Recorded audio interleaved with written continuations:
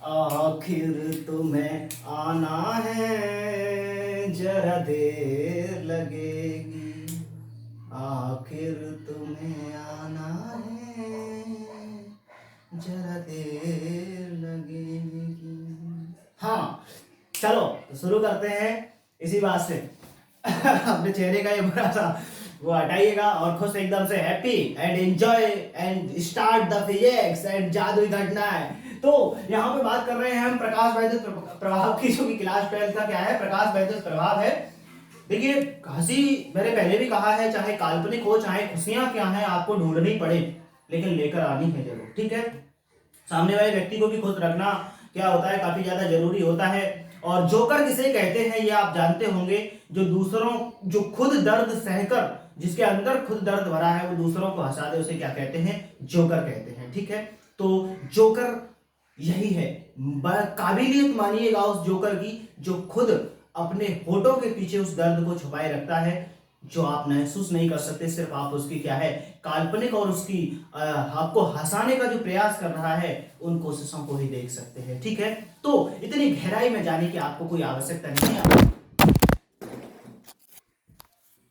छोड़ो यार ये, जब भी मैं ऐसी फिलोसॉफिकल बातें करता हूँ तो क्या होता है, ये मोबाइल जो है स्टैंड से गिर जाता है, और गिर गिर के क्या, यकीन मानिएगा, इसका जो गिलास है वो फुट गया, डिस्प्ले भी एक दो बार क्या झटक गई है, वैसे मुझे लगता है, पता नहीं ऐसे झटके कैसे, लेकिन टूट जाता है। तो ये मोबाइल भी नहीं चाहता कि फिलोसॉफिकल बातें ऐसे यहाँ पर टाइम वेस्ट हो, डिस्टर्बेंस हो, ठीक है। तो ओरिजिनली डिस्टर्बेंस नहीं होना चाहिए किसी की भी लाइफ में जो है, लेकिन डिस्टर्बेंस के साथ साथ क्या है, ध्यान रखना चाहिए कि डिस्टर्बेंस की वजह से क्या है, आपकी खुशियां ना छिन जाए, कहीं आपकी जो आपने क्या है सोच रखा था, जो आपने कहा था, कहीं आपका भरोसा खुद से न उठ जाए, ये बात आपको ध्यान रखनी चाहिए, ठीक है।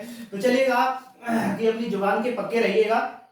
प्रकाश वैद्युत प्रभाव की बात करते हैं कि प्रकाश वैद्युत प्रभाव क्या है। तो क्लास 12 का काफी ज्यादा इंटरेस्टिंग और इंपोर्टेंट टॉपिक है, ज्यादा बड़ा नहीं है, मैं छोटा करके ही पढ़ाऊंगा, ठीक है, क्योंकि समय अब है नहीं, इतना समय नहीं है कि जो है हम यहाँ पर क्या है पूरा कवरेज करें, ए टू जेड छोटी छोटी चीजें से नहीं करना, क्योंकि हमारा लक्ष्य आगे चलकर क्या है, बाकी कुछ नहीं, छोड़ो। तो प्रकाश वैद्युत प्रभाव जो है वो क्या होता है, प्रकाश वैद्युत प्रभाव जो है वो रहता है, देखो आप जो है सोलर लाइट या सौर ऊर्जा से क्या है अच्छी तरह से परिचित होंगे। सौर ऊर्जा में क्या होता है, आप देखते हैं कि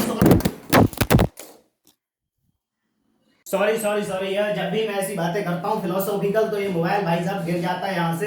तो मोबाइल बड़ी कृपा करिएगा, क्योंकि इसका गिलास छटक गया है और पैसा मेरी जेब में है नहीं, क्योंकि अब जो है बस मैं आपको सूट बूट में दिखाई देता हूँ, लेकिन इतना पैसे वाला नहीं हूँ मैं, ठीक है।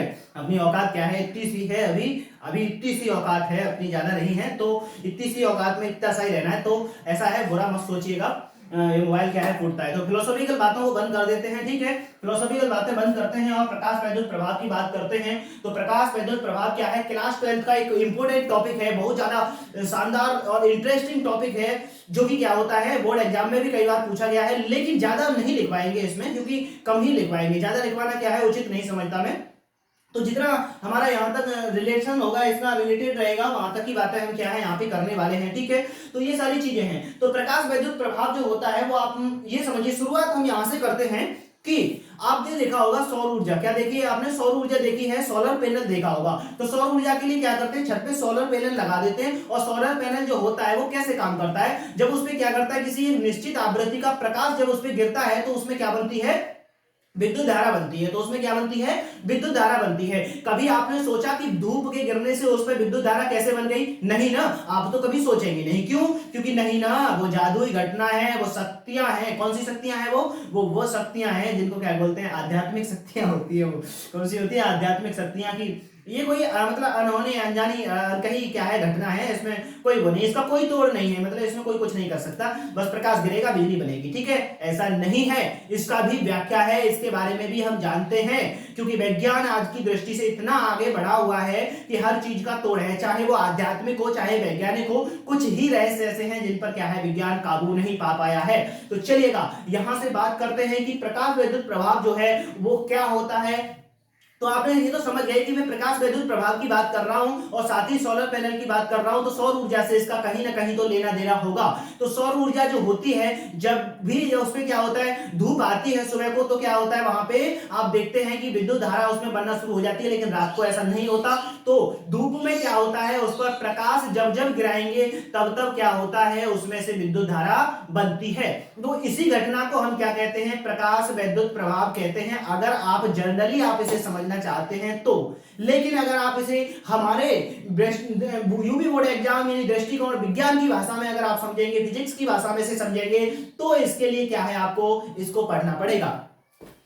तो चलिएगा इसको पढ़ते हैं। तो यहां पर आता है प्रकाश विद्युत प्रभाव। हमने लिखा कि जब निश्चित आवृत्ति या उससे अधिक आवृत्ति, यानी कि एक निश्चित आवृत्ति होगी या उससे अधिक आवृत्ति का प्रकाश धातु की सतह पर आपतित किया जाता है। धातु की सतह पर क्या है, आपतित होता है। धातु भी ध्यान रखिएगा, ऐसी धातु होनी चाहिए जो कैसी है, प्रकाश सक्रिय है। ज्यादा क्रियाशील जो धातुएं होती है, जैसे सीजियम वगैरह है, क्या होती हैं, सीजियम वगैरह जैसी धातुएं होती हैं, वे कैसी होती हैं, प्रकाश सक्रिय।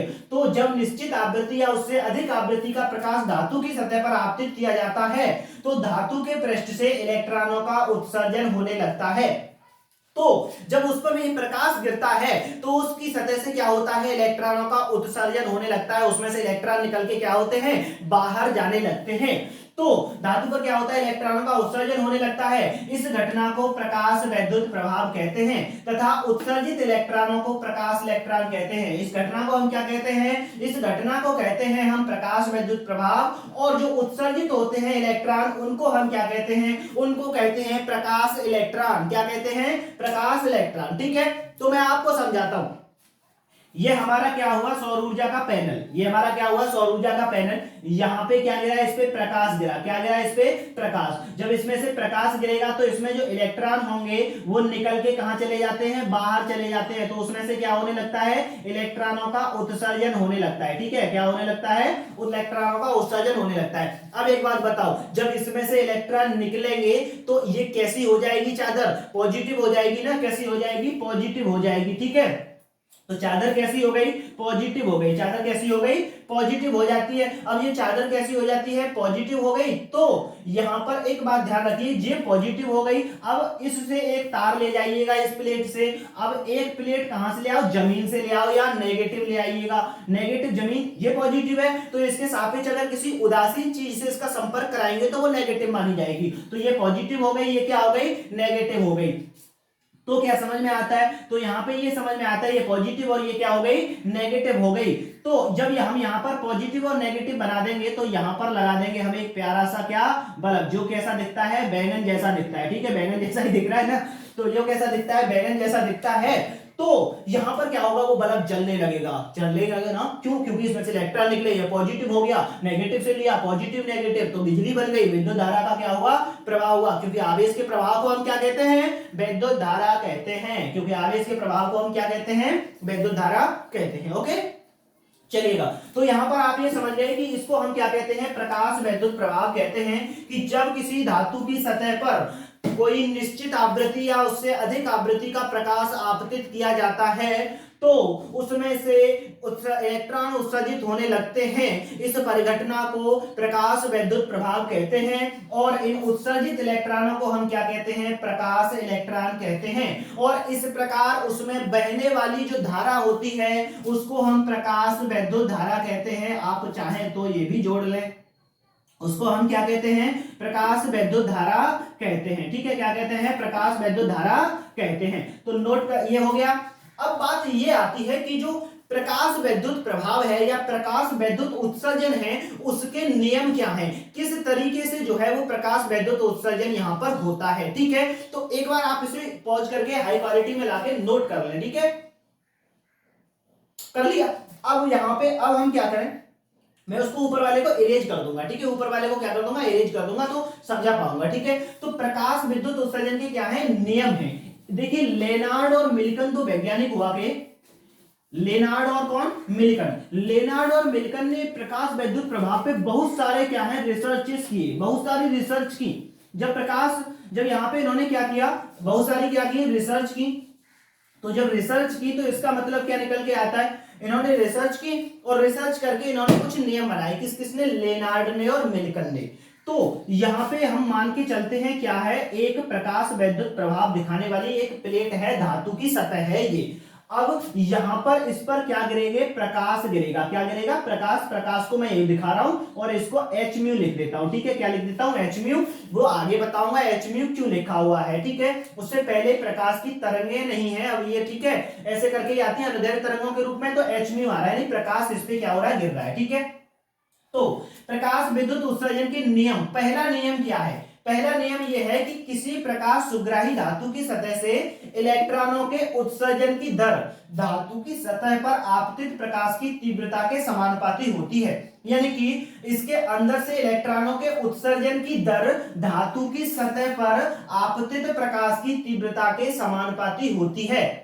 यानी कि इसमें जितनी तेज आप प्रकाश डालेंगे, यानी कि जितनी तीव्रता का प्रकाश डालेंगे, अधिक तीव्रता का डालोगे तो अधिक इलेक्ट्रॉन निकलेंगे और कम तीव्रता का डालोगे तो कम इलेक्ट्रॉन निकलेंगे। तो इसका मतलब उसमें से उत्सर्जन की दर, कितने समय में कितने इलेक्ट्रॉन उत्सर्जित हो रहे हैं, इसकी दर जो होती है वो क्या होती है, उस पर आपतित प्रकाश की तीव्रता के क्या होती है, समानुपाती होती है, ठीक है, क्या होती है, आपतित प्रकाश की तीव्रता के समानुपाती होती है, ठीक है, क्या होती है, आपतित प्रकाश की तीव्रता के समानुपाती होती है। तो अधिक तीव्रता, यानी कि अधिक तीव्रता का प्रकाश डालिएगा, अधिक तीव्रता का प्रकाश, ठीक है, अधिक तीव्रता का क्या डाला आपने, प्रकाश, तो इसमें से क्या निकलेंगे, अधिक इलेक्ट्रॉन निकलेंगे, क्या निकलेंगे, अधिक इलेक्ट्रॉन निकलेंगे। ये चीज आप समझ गए, प्रकाश वैद्युत प्रभाव का पहला नियम, ठीक है।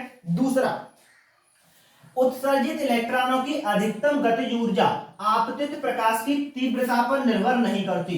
उत्सर्जित जो इलेक्ट्रॉन जो उत्सर्जित होते हैं उनकी अधिकतम गतिज ऊर्जा आपतित प्रकाश, जो प्रकाश डाला गया है उसकी तीव्रता पर निर्भर नहीं करती, उसकी तीव्रता पे क्या है, वो बिल्कुल भी निर्भर नहीं करती है, ठीक है।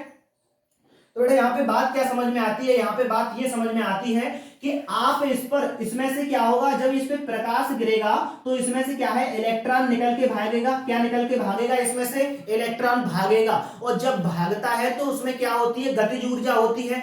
तो इलेक्ट्रॉन की जो गतिज ऊर्जा है, अधिकतम गतिज ऊर्जा है के, वो प्रकाश की तीव्रता पे निर्भर नहीं करती। चाहे आप प्रकाश कितना भी तेज डाल लो उस पर, कितना भी तीव्रता कर दो उसकी, ठीक है, लेकिन उसकी गतिज ऊर्जा ना तो घटेगी ना ही क्या होगी, बढ़ेगी, क्योंकि उसकी जो गतिज ऊर्जा है वो उसकी तीव्रता पे निर्भर नहीं करती। तो क्या समझ में आया, उत्सर्जन की दर तो किस पे निर्भर करती है, यानी ज्यादा निकलना कम निकलना, यानी ज्यादा इलेक्ट्रॉन निकलेंगे कम इलेक्ट्रॉन निकलेंगे, ये तो निर्भर करता है किस पे, प्रकाश की तीव्रता पे। लेकिन यहां पर आप ये समझिएगा कि अगर जो इलेक्ट्रॉन है उसकी जो अधिकतम गतिज ऊर्जा है वो इस बात पे निर्भर नहीं करती कि उसकी जो गतिज ऊर्जा है वो उसकी तीव्रता पे निर्भर नहीं करती है, ठीक है।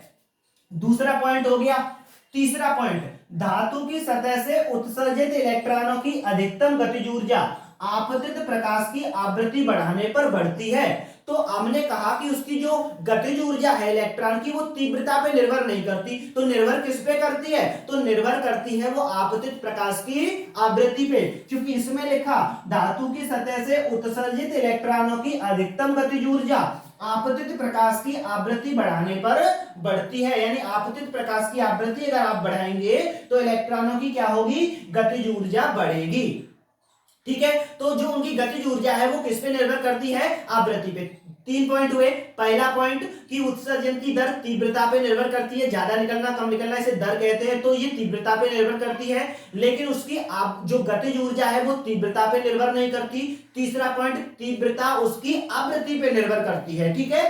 चौथा, सबसे ज्यादा इंपॉर्टेंट, सबसे ज्यादा महत्वपूर्ण, ठीक है, सबसे ज्यादा क्या महत्वपूर्ण, तो एक निश्चित न्यूनतम आवृत्ति, ये कह रहा है कि एक निश्चित न्यूनतम आवृत्ति, कम से कम आवृत्ति, जिससे कम आवृत्ति का प्रकाश, जिससे क्या है, कम आवृत्ति का प्रकाश धातु की सतह पर डालने पर, यानी कि उससे कम, एक तो निश्चित आवृत्ति, ठीक है, उससे कम आवृत्ति का प्रकाश धातु की सतह पर डालने पर इलेक्ट्रॉनों का उत्सर्जन नहीं होता है, चाहे प्रकाश की तीव्रता कितनी भी अधिक हो। क्या समझ में आया कि अगर एक निश्चित आवृत्ति से कम की आवृत्ति का अगर आपने प्रकाश उस धातु की सतह पे डाला तो क्या होगा, उसमें से इलेक्ट्रॉन नहीं निकलेंगे, उसमें से इलेक्ट्रॉनों का उत्सर्जन नहीं होगा, चाहे प्रकाश की तीव्रता कितनी भी अधिक हो। और इस आवृत्ति को हम देहली आवृत्ति कहते हैं। इस आवृत्ति को हम क्या कहते हैं? देहली आवृत्ति कहते हैं। ठीक है, तो प्रश्न आए कभी कभी कि प्रकाश वैद्युत प्रवाह में देहली आवृत्ति किसे कहते हैं? तो देहली आवृत्ति क्या होती है? एक निश्चित न्यूनतम आवृत्ति जिससे कम आवृत्ति का प्रकाश धातु की सतह पर डालने पर प्रकाश इलेक्ट्रॉनों का उत्सर्जन नहीं होता है, चाहे प्रकाश की तीव्रता कितनी भी हो। इसे हम क्या कहते हैं? देहली आवृत्ति कहते हैं। इसे V नॉट से प्रदर्शित करते हैं, म्यू नॉट से प्रदर्शित करते हैं। किससे प्रदर्शित करते हैं? म्यू नॉट से। इस लाइन को समझो, ये कह रहा है, अब देखिए मान लीजिए कि किसी धातु की सतह के लिए जो उसकी फ्रीक्वेंसी है वो कितनी हो गई? 5000 है। कितनी है?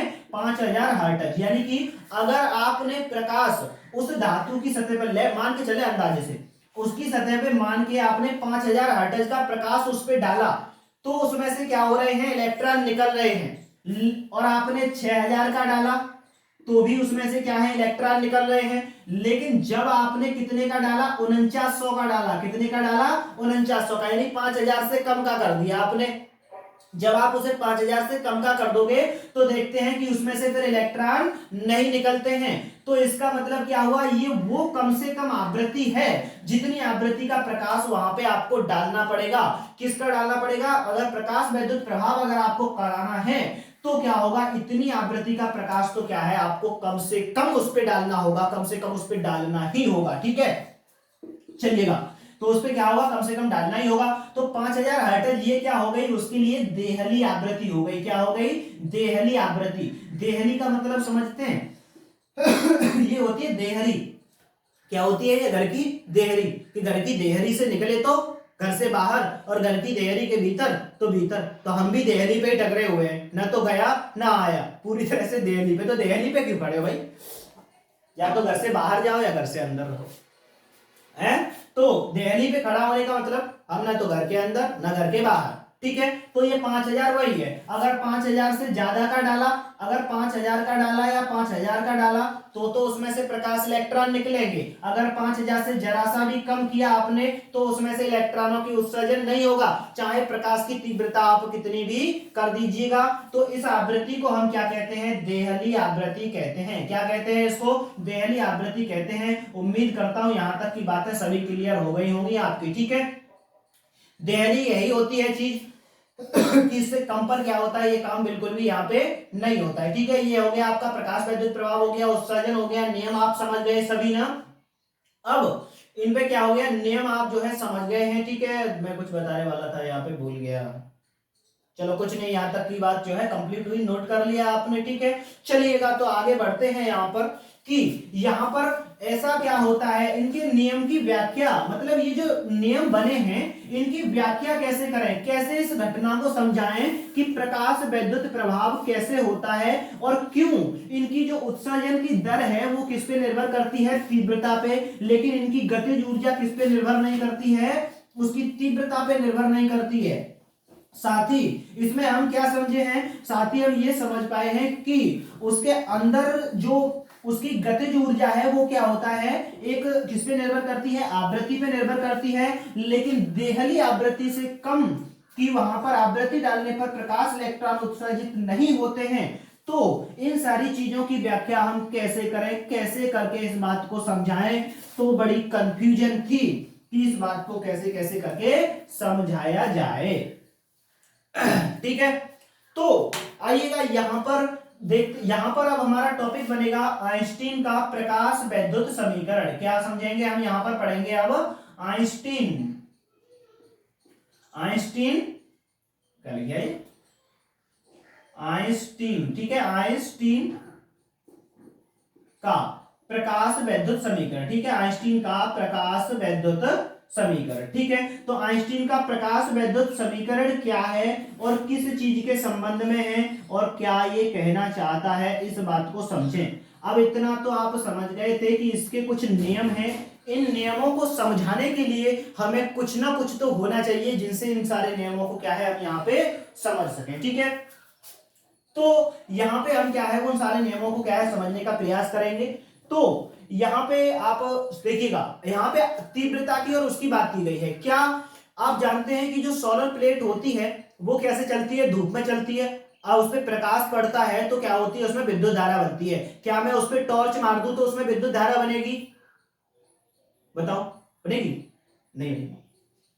तो उस पर मैं टॉर्च मार दूं, मैं क्या जला दूं? उसके आगे हैलोजन जला दूं, मैं उसके आगे आग जला दूं, तो क्या उसमें विद्युत धारा बनेगी? हो सकता है बन भी जाए और हो सकता है नहीं भी बने, लेकिन टॉर्च मारेंगे तो बिल्कुल भी नहीं बनेगी। ठीक है, टॉर्च जलाने से तो बिल्कुल नहीं बनने वाली है। क्यों नहीं बनेगी? क्योंकि जो टॉर्च हम उस पर डाल रहे हैं, जो टॉर्च हम उस पर मार रहे हैं, वो क्या है? उस प्रकाश की आवृत्ति जो है उसकी देहली आवृत्ति से कैसी होती है?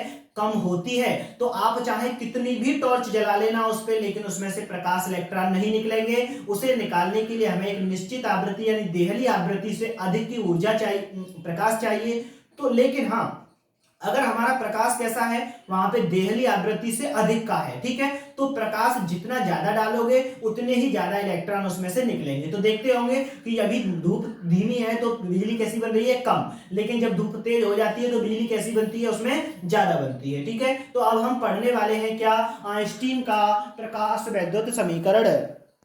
तो चलिए, प्रकाश वैद्युत प्रभाव की जो व्याख्या की थी वो आइंस्टीन ने की थी। तो आइंस्टीन ने क्या मान करके प्रकाश वैद्युत प्रभाव की व्याख्या की थी उसको हम समझ लेते हैं। ठीक है, यहाँ पर तो यहाँ पर क्या है? आइंस्टीन का प्रकाश वैद्युत समीकरण है। उसने एक समीकरण को बनाया और वो जो समीकरण था, वो समीकरण ये था, वो इस चीज की व्याख्या करता था कि प्रकाश वैद्युत प्रभाव जो होता है वो किस तरीके से होता है। ठीक है, तो चलिए हम भी यहाँ पर वही जानने का प्रयास करते हैं कि प्रकाश वैद्युत प्रभाव जो होता है वो किस तरीके से होता है। ठीक है, आवाज थोड़ा कम आ रही हो तो आप अपना वॉल्यूम इंक्रीज कर लेंगे। ओके, तो आइंस्टीन ने सन 1905 में प्रकाश वैद्युत प्रभाव की व्याख्या प्रकाश के क्वांटम सिद्धांत के आधार पर की थी। तो आइंस्टीन ने जो इसकी व्याख्या की थी वो कौन से सन में की थी? 1905 में की थी। और प्रकाश वैद्युत की व्याख्या प्रकाश को क्वांटम सिद्धांत के आधार पर की थी। किसके आधार पर की थी? क्वांटम सिद्धांत के आधार पर की थी। अब आपको जानना चाहिए कि क्वांटम सिद्धांत क्या होता है। तो क्वांटम सिद्धांत के अनुसार किसी प्रकाश स्रोत से प्रकाश का उत्सर्जन ऊर्जा के छोटे छोटे बंडलों, पैकेटों के रूप में होता है। यानी कि जो क्वांटम सिद्धांत है ये प्लांक का सिद्धांत है। किसका सिद्धांत है? प्लांक का। तो प्लांक ने ये बताया कि जो ऊर्जा का, जो प्रकाश ऊर्जा है, जो प्रकाश चलता है वो किस में चलता है? तरंगों के रूप में नहीं चलता। क्योंकि प्रकाश को अगर हम तरंग मान करके चलते हैं तो प्रकाश को तरंग मान करके हम प्रकाश के परावर्तन, अपवर्तन, व्यतिकरण, विवर्तन, ध्रुवण, इन सारी घटनाओं की व्याख्या कर सकते हैं। लेकिन प्रकाश वैद्युत प्रभाव की अगर हमें व्याख्या करनी होगी तो फिर हमें क्या होगा? वहां पर प्रकाश को तरंग मानकर नहीं कर सकते हैं। इसलिए प्लांक ने अपना सिद्धांत दिया और इसको हम क्या कहते हैं? पिछली वाली जो वो थी वो क्लासिकल मैकेनिक्स थी और ये वाली कौन सी है? क्वांटम मैकेनिक्स है, क्वांटम थ्योरी है। ठीक है, ये बहुत सारी थ्योरियां हैं जो बताती हैं क्या है। तो क्वांटम सिद्धांत के अनुसार क्या है? किसी भी प्रकाश स्रोत से प्रकाश का जो उत्सर्जन होता है वो ऊर्जा के छोटे छोटे बंडलों यानी पैकेटों के रूप में होता है। ऊर्जा के छोटे छोटे बंडल जो होते हैं वे चल करके आते हैं। जो प्रकाश आ रहा है ऐसे बल्ब से यहाँ पे चल के आ रहा है, तो वो कैसे आ रहा है? ऊर्जा के छोटे छोटे बंडल यानी पैकेट। ठीक है, बीड़ी का बंडल नहीं समझ लेना, आप समझ सकते हैं, कोई दिक्कत नहीं। ऐसे ही जैसे बीड़ी का बंडल होता है उसके अंदर बहुत सारी लिनियां भरी होती हैं, ऐसे ही तो बंडल जैसे होते हैं पैकेटों के रूप में आता है। किसके रूप में आता है? पैकेटों के रूप में आता है।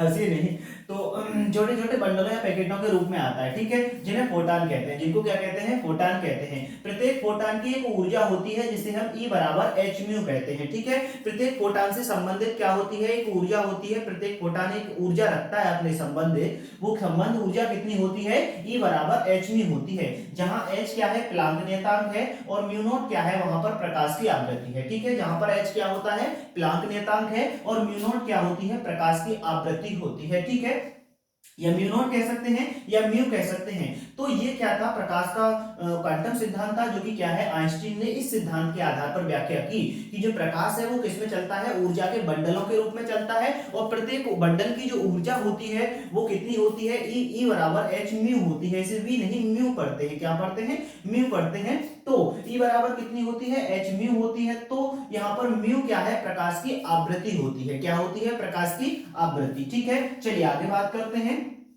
आइंस्टीन के अनुसार जब कोई फोटान या क्वांटा दोनों को क्या है, जो पैकेट आता है उसको फोटान कह सकते हैं या क्वांटा कह सकते हैं, ठीक है। तो आइंस्टीन के अनुसार जब कोई फोटान या क्वांटा किसी धातु की सतह पर आपतित होता है, कोई भी धातु की सतह है उस पर आपतित होता है, तो वह अपनी संपूर्ण ऊर्जा उस मुक्त इलेक्ट्रॉन को दे देता है। कोई भी धातु की सतह है उस पर यूं करके इलेक्ट्रॉन जो फोटान है वे गिरा, फोटान क्या करता है, अपनी सारी की सारी ऊर्जा जो है उसके लिए दे देता है, ठीक है। किसको दे देता है, इलेक्ट्रॉन को दे देता है, और स्वयं इसका अस्तित्व खत्म हो जाता है, और स्वयं का अस्तित्व क्या हो जाता है, इसका खत्म हो जाता है, ठीक है। ऐसा ही बनना चाहिए, किसकी तरह, फोटान की तरह, कि सारी की सारी ऊर्जा दे दीजिए दूसरे इंसान को और खुद का अस्तित्व क्या कर लो, खत्म कर लो, ठीक है। इसी को क्या कहते हैं, त्याग कहते हैं, इसी को क्या कहते हैं, त्याग कहते हैं। तो फोटान क्या करता है, उस पर गिरता है, और जब उस पर गिरता है तो अपनी सारी की सारी ऊर्जा उसको दे देता है, और उसके बदले क्या, और जो इलेक्ट्रॉन है वो ले लेता है, और जो फोटान था उसका अस्तित्व खत्म हो जाता है। तो ऊर्जा किस पे चली जाती है, इलेक्ट्रॉन पे चली जाती है, ठीक है। तो पूरा का पूरा किसको दे देता है, इलेक्ट्रॉन को दे देता है, और इसका स्वयं का अस्तित्व क्या हो जाता है, खत्म हो जाता है, तथा इलेक्ट्रॉन इसकी समस्त ऊर्जा को क्या कर लेता है, अवशोषित कर लेता है, ठीक है। तो इलेक्ट्रॉन ने क्या कर ली, सारी की सारी ऊर्जा अवशोषित कर ली। इस प्रकार फोटान की जो ऊर्जा होती है वो दो कार्यों में काम आती है। जो फोटान की जो ऊर्जा है वो किस कामों में आती है, दो कामों में आती है, ठीक है। वो कौन कौन से दो काम है, ठीक है। देखो पहली बात तो अगर मान लीजिए कि यहाँ पर क्या है, कोई चादर है, ठीक है। इस चादर, ये चादर थोड़ी कैसी हो सकती है, मोटी तो होगी ना, थोड़ी सी तो मोटी होगी, इस तरीके से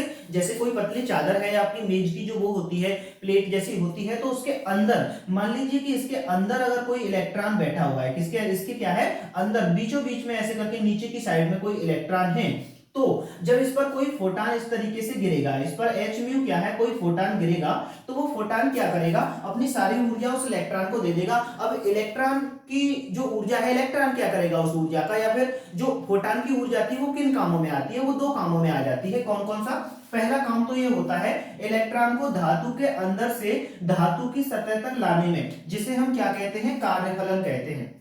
यानी कि इलेक्ट्रॉन कहां पर होगा, धातु की सतह के अंदर, तो धातु की सतह के अंदर से उस इलेक्ट्रॉन को धातु की सतह तक लाने में जितनी ऊर्जा खर्च होती है उसे हम कार्यफलन कहते हैं। इसे आप याद कर लेना, ठीक है। क्या याद करेंगे कि किसी भी इलेक्ट्रॉन को, कोई भी इलेक्ट्रॉन है उसको क्या होता है, धातु के अंदर से धातु की सतह तक लाने में जितनी ऊर्जा खर्च होती है या जितनी ऊर्जा की आवश्यकता होती है उसे हम क्या कहते हैं, धातु का कार्यफलन कहते हैं। तो पहली तो उसकी जो ऊर्जा होगी फोटान की वो इसी काम में आएगी कि इलेक्ट्रॉन को धातु के अंदर से धातु की सतह तक लाने में कार्यफलन करती है। क्या करेगी, कार्यफलन करेगी। और इसको हम कार्यफलन को किससे प्रदर्शित करते हैं, W से प्रदर्शित करते हैं, और W बराबर होता है H म्यू नॉट। और जहां पर म्यू नॉट क्या है, यहाँ पर म्यू नॉट है देहली आवृत्ति। क्या चीज है ये, देहली आवृत्ति है, वो न्यूनतम आवृत्ति है जो कि क्या होती है, इसके लिए आवश्यक होती है, जिससे प्रकाश इलेक्ट्रॉन निकलकर इसमें से बाहर जाए। क्यों, क्योंकि देखिएगा अगर इसमें म्यू नॉट से कम आवृत्ति हुई, यानी कि उसके कार्य फलन से भी कम आवृत्ति हुई, तो इसका मतलब यह है कि जो ऊर्जा है वो उस इलेक्ट्रॉन को उसके अंदर से निकाल के बाहर तक, सतह तक ही नहीं ला पाई, तो गति तो क्या करवाएगी, ठीक है। तो क्या होता है, उसके अंदर से कहां तक निकाल के लानी चाहिए, उसको सतह तक तो लेकर आए। जब सतह तक उसको लेकर के आएगी तो उसमें से इलेक्ट्रॉन निकल के जाएगा। अब मान लीजिए कि H म्यू नॉट यहाँ पर कम है, यानी कि ऊर्जा कम हो जाएगी, क्योंकि क्वांटम सिद्धांत के अनुसार क्या होती है, उसकी ऊर्जा H म्यू होती है। म्यू का मान कम है, आवृत्ति कम है, तो इसका मतलब उसकी ये कम पड़ जाएगा, कार्यबलन ज्यादा। तो कार्यबलन के बराबर अगर ये नहीं बैठा तो क्या होता है, उसमें से इलेक्ट्रॉन ऊपर ही नहीं आया सतह पे, तो भागकर कहां जाएगा। तो पहला कार्य तो होता है उसका कि धातु की सतह से उस इलेक्ट्रॉन को क्या करना, उसको धातु के अंदर से क्या है, धातु की सतह तक लाना। और दूसरा, अब बची हुई जो ऊर्जा होती है वो क्या करती है, इलेक्ट्रॉन को गतिज ऊर्जा देने में होती है। देखो पहले तो जो उसका कार्यफलन था, कुछ ऊर्जा तो क्या है, इस इलेक्ट्रॉन को कहां तक लेकर आई, सतह तक लेकर आई। अंदर बैठा था दुबक के घर में, कमरे में, ठीक है। कमरे से निकाल के हम उसको बाहर लेके आए दरवाजे तक, ठीक है, बाहर दरवाजे तक ले आए। फिर दरवाजे के बाद क्या है, बची हुई अगर ऊर्जा है तो क्या होगा, उसको गतिज ऊर्जा देने में क्या है, वो कामयाब होगी। तो उसको गतिज ऊर्जा देने में क्या होगी, वो कामयाब होगी। तो यहां से यहां तक लाने में कुछ ऊर्जा खर्च होगी, कुछ ऊर्जा क्या होगी, इसको गति करने में। ये निकल के भागेगा, जब निकल के भागेगा तो इसकी क्या होगी, गतिज ऊर्जा बढ़ेगी। तो गतिज ऊर्जा निकल के भागने में क्या है, इसकी खर्च हो जाएगी। तो दो कामों में खर्च हुई, एक तो कार्यफलन में, दूसरी इसको क्या करने में, गतिज ऊर्जा खर्च करने में। अब मान लीजिए कि किसी के पास ऊर्जा ही नहीं है, तो घर में से निकाल के उसे बाहर कैसे ले आएगा, ठीक है। तो इसका मतलब आप ऊर्जावान नहीं है, ठीक है।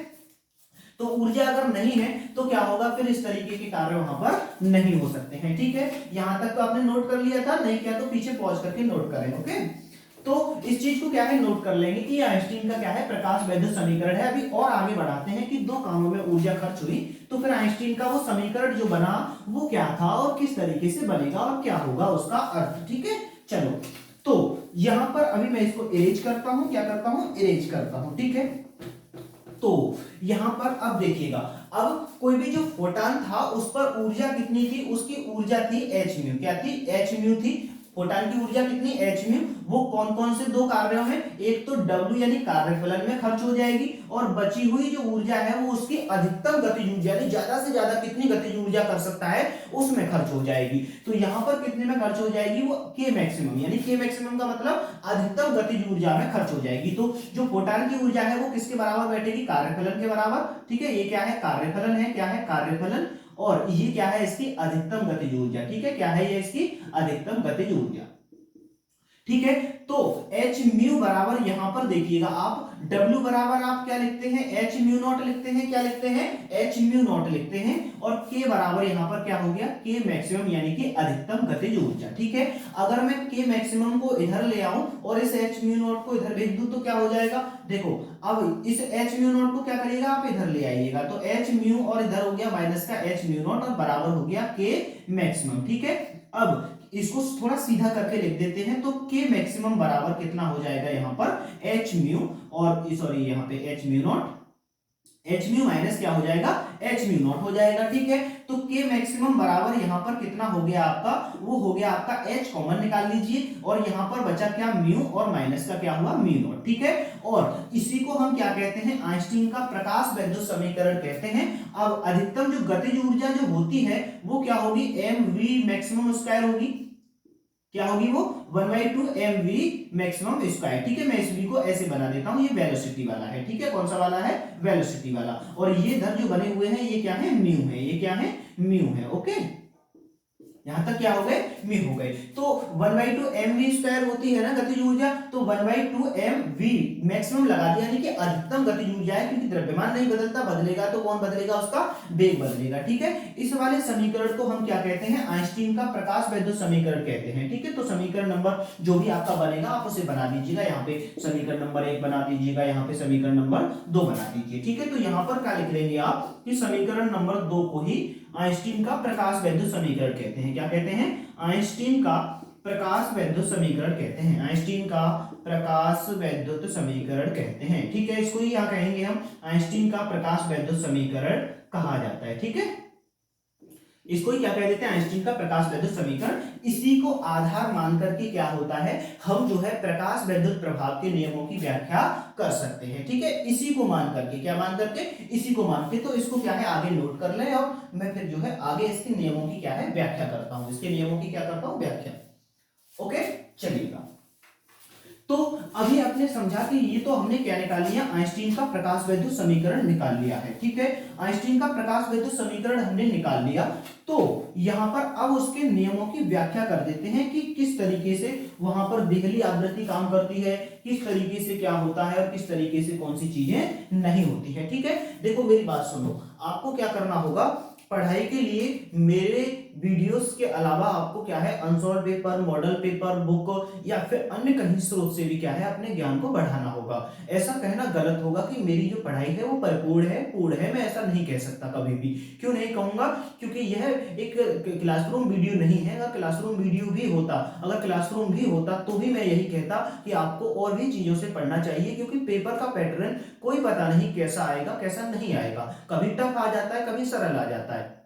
टफ आया तो मेरे पढ़ाए हुए सिलेबस से आउट हो जाएगा। ठीक है, आप उसमें सिर पीटते रह जाएंगे, और अगर सरल आया तो बहुत कुछ मिलेगा। तो अपने आप को ऐसा मॉडरेट करिएगा कि आप फंसे नहीं, बिल्कुल भी नहीं फंसे।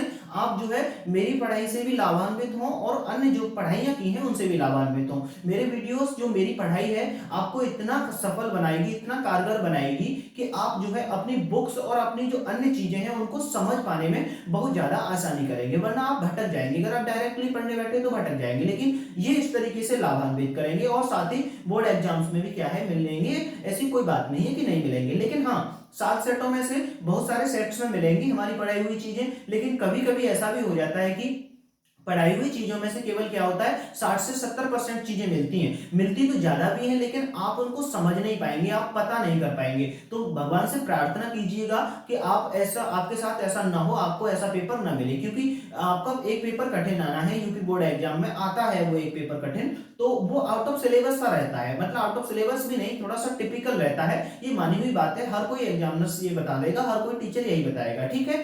तो मेरा एक्सपीरियंस यही है, हमने भी जब एग्जाम दिया था तो हमारा भी जो एक पेपर है वो कैसा था, आउट ऑफ कंट्रोल था, ठीक है। वो कौन सा था, केमिस्ट्री का था, तो सभी बच्चे उसमें क्या है लबेड़ा मार गए, लेकिन मैंने बुक्स से अध्ययन किया था, मैंने अन्य चीजों से वो किया था, तो मैं उसकी भाषा को समझ गया था कि ये कहां से कौन सी चीज की बात कर रहा है। मेरा अच्छी तैयारी थी, मैंने कई सारी चीजों से, कई सोर्सों से क्या है अच्छे नोट्स बनाए थे। सेल्फ स्टडी का एक अच्छा कॉन्फिडेंस आपको पालना होगा, तो सेल्फ स्टडी मैंने किया, तो मेरे काफी अच्छे नंबर थे उसमें, 94 नंबर थे।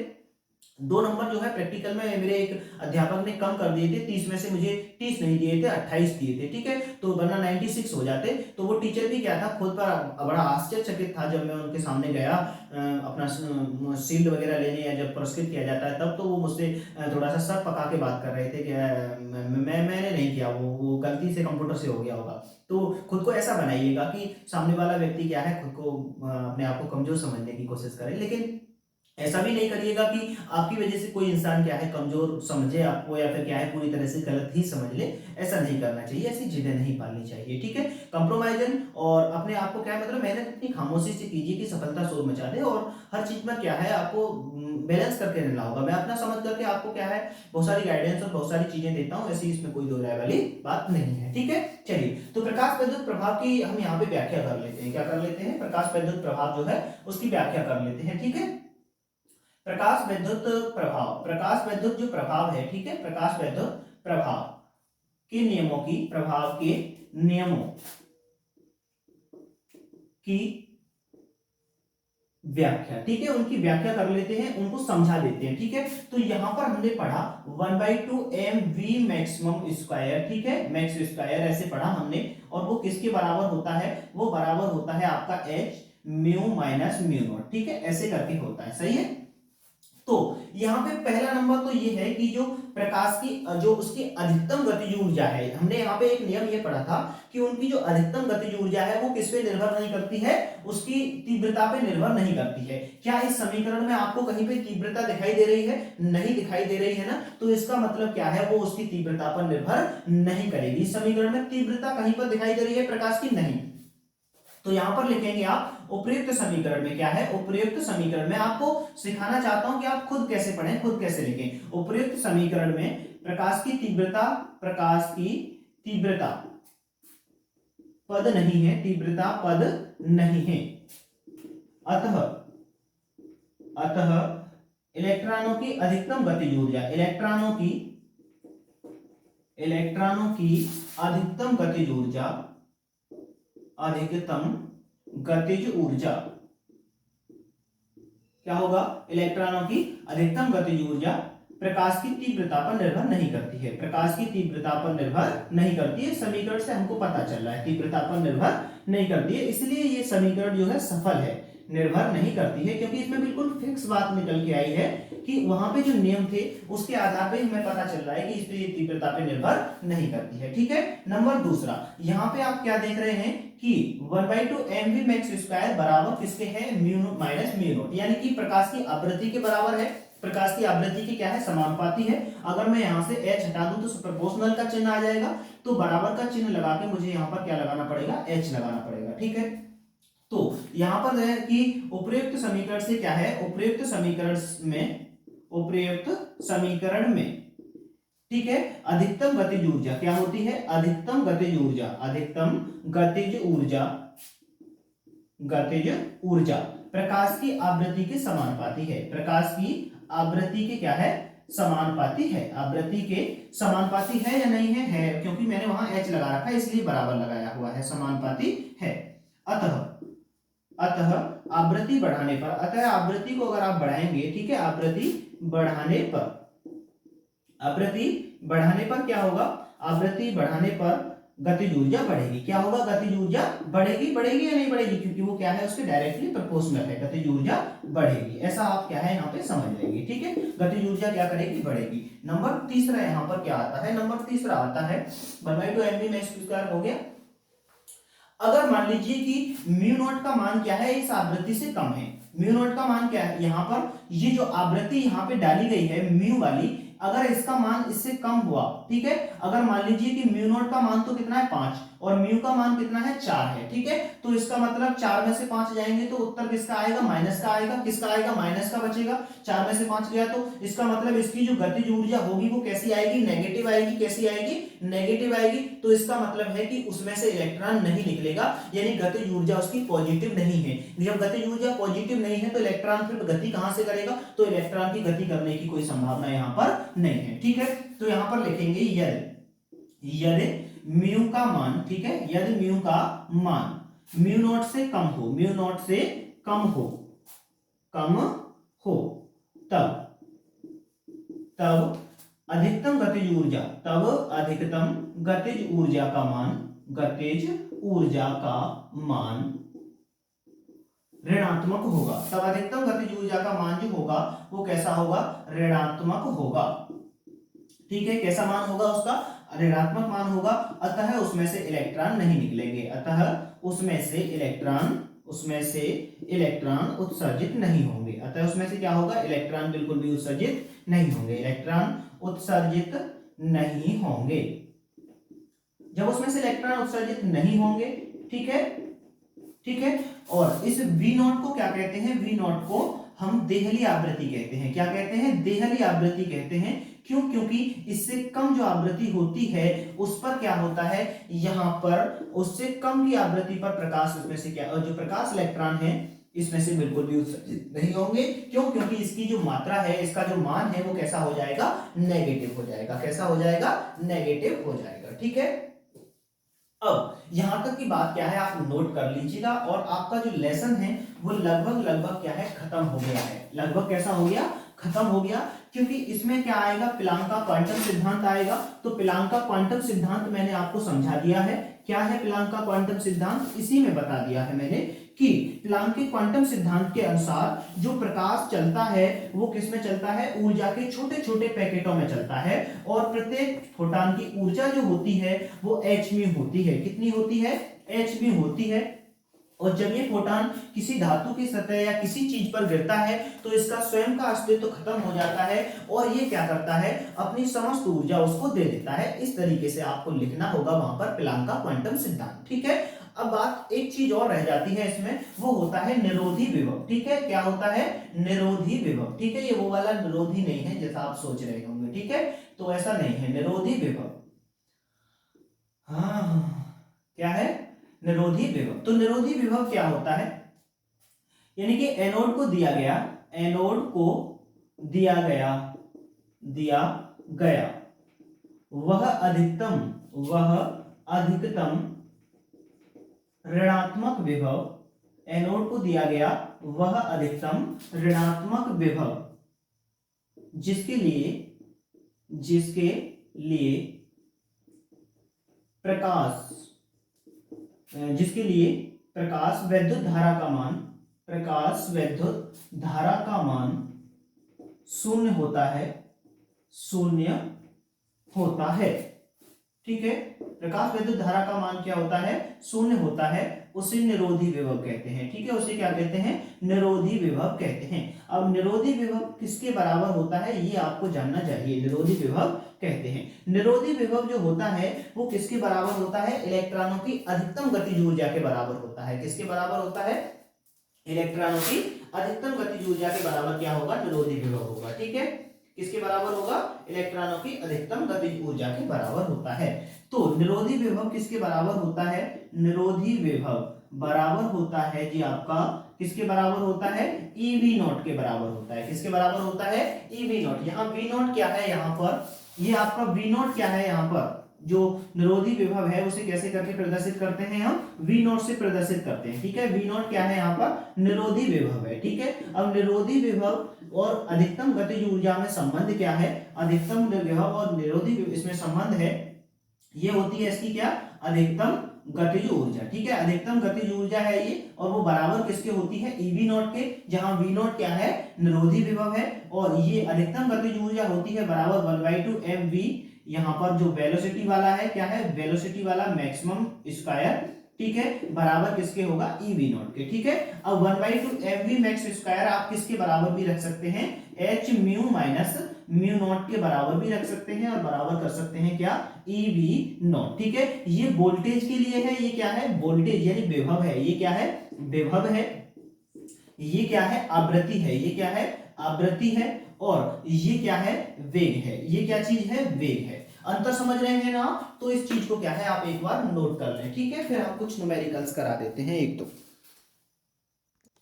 एक छोटा सा न्यूमेरिकल यहाँ पे लिख रखा है हमने, क्या है वो ये है कि किसी धातु का कार्यफलन 3.2 इलेक्ट्रॉन वोल्ट है, ईवी को क्या पढ़ते हैं, इलेक्ट्रॉन वोल्ट है, इस पर 4 इलेक्ट्रॉन वोल्ट ऊर्जा का फोटॉन आपतित होता है, इस पर क्या होता है, 4 इलेक्ट्रॉन वोल्ट ऊर्जा का क्या एक फोटॉन आपतित होता है, उत्सर्जित फोटो इलेक्ट्रॉन की ऊर्जा ज्ञात कीजिए। तो इसमें से उत्सर्जित होने वाले फोटो इलेक्ट्रॉन की क्या ज्ञात कीजिएगा, ऊर्जा ज्ञात कीजिएगा, ठीक है। किसी धातु का कार्यफलन कितना है, 3.2 इलेक्ट्रॉन वोल्ट, इस पे एक फोटॉन गिरता है, ठीक है, वो कितनी ऊर्जा का है, 4 इलेक्ट्रॉन वोल्ट ऊर्जा का है। तो फोटॉन पे गिरने वाली ऊर्जा और उत्सर्जित फोटो इलेक्ट्रॉन की क्या है, आपको ऊर्जा ज्ञात करनी है। तो चलिएगा यहाँ पे देखते हैं गिवन है कौन कौन सी चीजें। सबसे पहले तो हमें कार्यफलन दिया है, W बराबर दिया है यहाँ पर 3.2 इलेक्ट्रॉन वोल्ट, ठीक है। अच्छा, फिर इसके बाद कह रहा है इस पर 4 इलेक्ट्रॉन वोल्ट ऊर्जा का फोटॉन आपतित होता है, यानी कि एच म्यू यानी कि ई बराबर होता है, वैसे ये किसके बराबर होता है, ई के बराबर होता है, ठीक है। यानी टोटल एनर्जी होती है, क्या होती है, टोटल एनर्जी होती है, जो ई बराबर है यहाँ पर कितना दिया है, 4.0 इलेक्ट्रॉन वोल्ट दिया है, ठीक है, 4 इलेक्ट्रॉन वोल्ट दिया है, ई बराबर, जो कि क्या है, फोटॉन की ऊर्जा है, जो किसके बराबर होती है, एच म्यू के बराबर होती है, ठीक है। तो उत्सर्जित फोटो इलेक्ट्रॉन की ऊर्जा ज्ञात कीजिए, जो उत्सर्जित हो रहा है, वो जो इलेक्ट्रॉन जो उत्सर्जित निकल के भागा है उसकी ऊर्जा ज्ञात कीजिए। कौन सी ऊर्जा ज्ञात करनी होगी, यहाँ पर गतिज ऊर्जा ज्ञात करनी होगी, ठीक है। तो के बराबर आपके लिए क्या करना होगा, फाइंड करना होगा। मैंने क्या बताया आपको, जो उसकी ऊर्जा होती है ई बराबर, वो दो कामों में बढ़ती है, उसकी इलेक्ट्रॉन जो फोटॉन है, एक तो डब्ल्यू में बढ़ जाती है यानी कि कार्यफलन में, दूसरा किस काम में आती है, वो के मैक्सिमम में आती है, किस में आती है, के मैक्सिमम में। तो आपको यहाँ पर क्या निकालना है, के मैक्सिमम निकालना है। तो क्या कीजिएगा, यहाँ पे इस W को इधर ले आइए, तो E माइनस क्या हो गया, W नॉट हो गया, ठीक है, W नॉट कर देते हैं, तो इसे कार्यफलन कहते हैं, बराबर किसके हो गया, के मैक्सिमम के हो गया, ठीक है। तो इसका मतलब क्या हुआ, के मैक्सिमम लगा सकते हैं, यहाँ पे निकालें तो अगर हम E माइनस क्या हो जाएगा, W नॉट हो जाएगा। अगर मैं बात करूं कि के मैक्सिमम यहाँ पे अगर निकालने हैं हम, तो के मैक्सिमम बराबर कितना होगा, ई बराबर कितना है, यहाँ पर 4 है, ई बराबर कितना है, 4 है, डब्ल्यू नॉट बराबर कितना है, 3.2 है, ठीक है। तो के मैक्सिमम अगर मैं यहाँ पर निकालूं तो 4 में से 3.2 गया तो कितना बचा, 0.8 बचा, ठीक है, कितना बचा, 0.8। अगर ये मान हम लिखेंगे तो किसमें निकालेंगे इसका उत्तर, इलेक्ट्रॉन वोल्ट में, किसमें निकालेंगे, इलेक्ट्रॉन वोल्ट में निकालेंगे, ठीक है। और अगर हम मान लीजिए कि यहाँ पे इलेक्ट्रॉन वोल्ट की जगह पर क्या कर देते हैं, इसको जूल में बनाते हैं, तो हमें क्या करना होगा, यहाँ पर उसका मान रखना होगा, क्या करना होगा, उसका मान रखना होगा, ठीक है। इसका मान रखें तो मैं अगर देख रहा था तो के मैक्सिमम यानी कि एक तो उत्तर आपका यहाँ पे भी सही है, अगर आप पीछे क्या लिखते हैं, इलेक्ट्रॉन वोल्ट, क्योंकि आपकी ऊर्जा किसमें निकल के आई है, इलेक्ट्रॉन वोल्ट में निकल के आई है। अगर मान लीजिए कि आप जो है इसे जूल में निकालेंगे तो 1 इलेक्ट्रॉन वोल्ट बराबर जो होता है, वो मैं आपको शायद पहले भी बता चुका हूं, 1.6 गुणा 10 की पावर माइनस 19 जूल होता है। कितना होता है, 1.6 गुणा 10 की पावर माइनस 19 जूल। किसका मात्रक है, ये वोल्टेज का नहीं है, ऊर्जा का है। तो 1.6 गुणा 10 की पावर हमने क्या कर दिया, माइनस 19 जूल यहाँ पे कर दिया। अब आपको क्या करना होगा, के मैक्सिमम बराबर यहाँ पर गुणा करना होगा 1.6 में कितने का, 0.8 का। तो 8 चीज कितने होते हैं, 48, 4 हुआ, 8 1 8 और 8 और 4 कितने हो गए, 12। तो ये हुआ आपका 128 पॉइंट कितने स्थान बाद, एक यहाँ पे, एक यहाँ पे, 2 स्थान बाद। तो ये हो गया आपका 1.28 गुणा 10 की पावर माइनस 19 जूल। तो यहाँ पर उतनी उसकी क्या होगी, गतिज ऊर्जा होगी, ठीक है। तो के मैक्सिमम बराबर कितना होगा, 1.28 गुणा 10 की पावर माइनस 19 जूल होगा, सही है। चलिए इसको क्या है, एक बार आप नोट कर लें। चलिए यहां देखते हैं कि यहाँ पर कहा गया है कि रेडियम का कार्यफलन 2.0 इलेक्ट्रॉन वोल्ट है। रेडियम एक पदार्थ है, उसका जो कार्यफलन है वो कितना है, 2.0 इलेक्ट्रॉन वोल्ट है।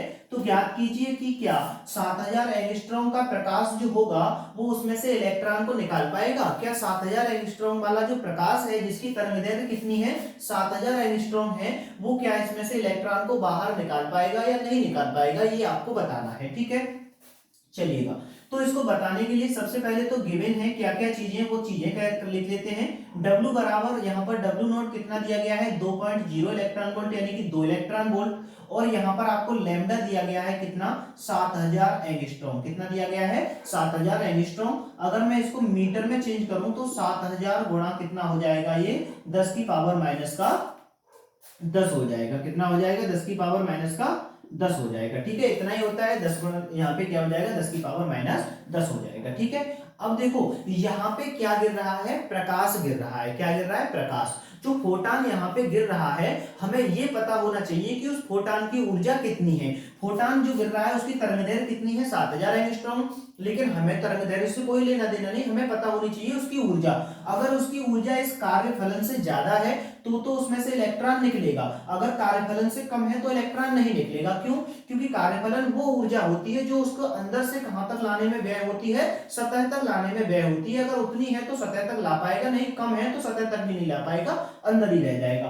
तो चलिए यहां पर निकाल लेते हैं तब फोटान की ऊर्जा। क्या निकालते हैं यहां पर हम, फोटान की ऊर्जा। ठीक है, फोटान की ऊर्जा अगर इससे ज्यादा हुई तो निकल जाएगा, नहीं तो नहीं निकलेगा फोटान की ऊर्जा।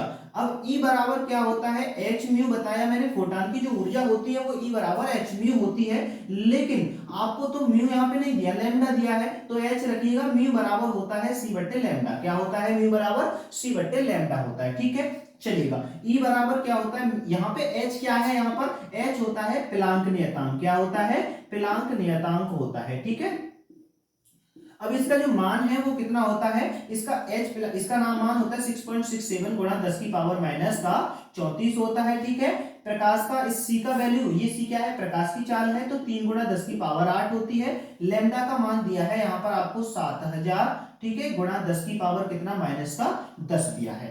ऐसा करके क्या है, आप इसे निकाल लेंगे। ठीक है, चलिए इसको निकालते हैं, इसका कैलकुलेशन करते हैं। जब हम इसका, चलो मैं 7 को काट देता हूं। ठीक है, तो 6.6 ही रहने दिया मैंने। क्या रहने दिया, 6.6 रहने दिया। तो गुणा करते हैं इसमें, 6.6 में हमने कितने का, 3 का गुणा किया तो 6 18 हो गया, 6 18 और ये कितना हो गया 19, यानी कि ये हो गया आपका 19.8। कितना हो गया, 19.8। सही है, तो ये हो गया आपका क्या, 19.8 यहाँ पे हो गया। और ऊपर देखिएगा पावर 10 की पावर माइनस 34 है, ये क्या है, प्लस की 8 है, तो 34 में से 8 गई तो यहां पर कितने बचेंगी, 10 की पावर माइनस की 26 बचेगी। ठीक है, 10 की पावर कितनी बची, माइनस की 26। और यहाँ पे नीचे देखिएगा 3 जीरो से हम इनपे से पावर घटा दें तो कितनी रह जाएगी, नीचे 7 रह जाएगी। गुणा 10 की पावर कितनी रह गई, केवल माइनस की 7 रह जाएंगी। इसको ऊपर ले जाएंगे, प्लस की हो जाएगी। ठीक है, तो E बराबर यहाँ पर आपने देखा ये कितना हुआ, 19.8 है, नीचे कितना है 7, तो डिवाइड करना होगा हमें 19.8 में कितने का, 7 का डिवाइड करना है। ठीक है, तो 7 एकड़ कितना हो गया, यहाँ पे 7 और 7 दूनी कितना हो गया, 14 हो गया। 19 में से 14 गए तो 5 बचे। पॉइंट यहाँ पे हमने क्या उतार लिया, 8 उतार लिया। यहाँ पे पॉइंट लगा दिया क्योंकि पॉइंट पे आ गए हम। तो अब करिएगा इसको, 7 दूनी 7 7 49, 8 से 56 होते हैं। ठीक है, 7 8 कितने होते हैं, 56 होते हैं। कितने होते हैं, 56 होते हैं। सही है, कितने होते हैं, 56 होते हैं। तो फिर यहाँ पे जब ये 56 होते हैं तो क्या हुआ जी, आपका कितना निकल के आएगा उत्तर, करके देखो इसको आगे की तरफ।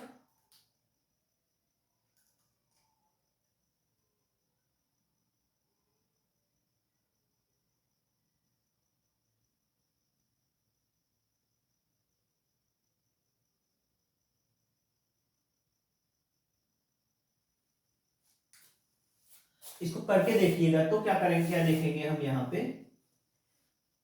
यहाँ पे कहीं एरर हो गया, 1 मिनट रखो। तो 6.6 गुणा 10 की पावर माइनस 34, 3 गुणा 10 की 7 गुणा 10 की पावर माइनस 7।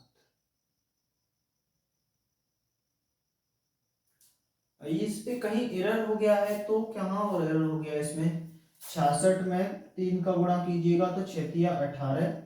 ठीक है, 6 18 और ये कितना हो गया 19, और इसमें अगर हम डिवाइड करें 19 में तो 7 का, हाँ हाँ ठीक है, चलिएगा ठीक है, यहाँ तक सही करके लाए हैं इसको, आप परेशान नहीं होइएगा।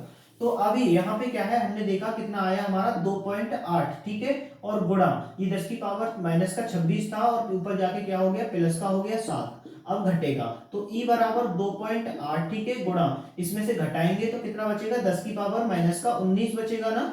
अब ये किस में निकल के आई, ऊर्जा हमारी जूल में, लेकिन हमको तो क्या पता होनी चाहिए ना यहाँ पे, उसमें इलेक्ट्रॉन वोल्ट में पता होनी चाहिए। तो हम क्या करें, इसमें भाग लगा दें कितने का, यहाँ पर 2.8 गुणा 10 की पावर क्या हो गया, माइनस का 19 है, ठीक है। और अभी इसमें हमें डिवाइड करना होगा 1.6 गुणा 10 की पावर माइनस 19 का, क्या बनाने के लिए, इसको इलेक्ट्रॉन वोल्ट में बनाने के लिए, ठीक है, क्या करने के लिए, इलेक्ट्रॉन वोल्ट में बनाने के लिए, क्योंकि ये बड़ा है और ये क्या है, छोटा हो जाएगा, ठीक है। तो हमने क्या कर दिया इसमें, उसमें सॉरी, इसमें बनाने के लिए क्या करना होगा, हमें इसमें मान लगाना पड़ेगा, ठीक है, क्या करना पड़ेगा, मान लगाना पड़ेगा। तो ई बराबर, अब यहाँ पे देखिएगा ये पॉइंट से पॉइंट हट गया, ऊपर कितना हो गया 28, नीचे कितना हो गया 16, और 10 की पावर 19 से क्या हो गया, 10 की पावर 19 कट गया, 16 का डिवाइड करते हैं 28 में तो 16 दूनी 32 होता है, दो बार तो नहीं जाएगा ना, तो क्या करिए इधर डिवाइड कीजिए 28 में कितने का, 16 का, तो 16 एकम क्या हो गया, 16 हो गया, 8 में से 6 गए तो कितना बचा, 2, 2 में से 1 गया तो कितना बचा, 1,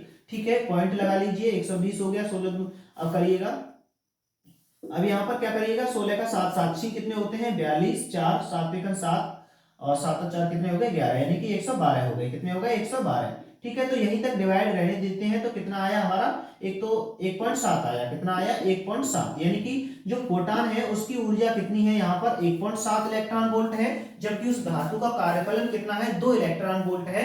तो यहाँ पर आप समझ गए कि उस फोटॉन की ऊर्जा इतनी नहीं है कि वो उसमें से इलेक्ट्रॉन को बाहर निकाल पाए, इसलिए उसमें से इलेक्ट्रॉन नहीं निकल पाएगा। अतः यहाँ पर क्या समझेंगे आप कि फोटॉन की जो ऊर्जा है, किसकी ऊर्जा, फोटॉन की ऊर्जा, फोटॉन की ऊर्जा इलेक्ट्रॉन की, फोटॉन की ऊर्जा कार्यफलन से कम है, फोटॉन की ऊर्जा कार्यफलन से कम है, अतः वह इलेक्ट्रॉन को नहीं निकाल पाएगा, ठीक है, इलेक्ट्रॉन को नहीं निकाल पाएगा, सही है, ऐसा आप क्या है लिखते हैं। एक बात लास्ट और मैं आपसे कहूंगा कि आप अपने न्यूमेरिकल्स पर क्या है विशेष ध्यान रखें, इसके लिए आप क्या है किताब से या मॉडल से क्या है आप सहारा ले सकते हैं। मेरी परिस्थितियां ऐसा जवाब नहीं देती कि मैं क्या है आपके लिए फिर से एक बार रिवाइज करके पूरा न्यूमेरिकल्स कराऊं, तो आप कर सकते हैं वहां से, ठीक है। तो यहाँ तक तैयारी कीजिएगा, आगे मोटिवेट रहिएगा, ऐसा कोई दिक्कत नहीं, परेशान होने वाली कोई बात नहीं है। अगर आप लग चुके हैं पढ़ाई में तो आपको क्या है सफलता अवश्य मिलेगी। अगर आप अपना समय बर्बाद करते हैं फालतू के कार्य में, घूमने में, तो आप कोई भी बहाना ढूंढिएगा, फिर आप किसी को दोष दीजिएगा, कोई फर्क नहीं पड़ता है, ठीक है। यहाँ पर ये मजबूरियां और समस्याओं का ही क्या होता है, जीना होता है, और मजबूरी और समस्याओं में ही हमें उठ करके क्या है आगे बढ़ना है, तभी हम क्या है आगे चलकर हाथ उठाकर ये कह सकते हैं कि हमने इतनी सारी समस्याओं के साथ भी ये किया। अगर हम कुछ छोड़ देते हैं, अगर हम उनको छोड़ देते हैं, उन समस्याओं से क्या है हार मान जाते हैं, तो गलत है। ऐसा आपको बिल्कुल भी नहीं करना है, मोटिवेट रहना है किसी भी परिस्थिति में, हर हाल में, और क्या करना होगा, आपको खुश रहना होगा और आगे की तरफ क्या है आपको बढ़ना होगा, इसमें कोई परेशानी वाली बात नहीं है, ठीक है। तो गेट मोटिवेट।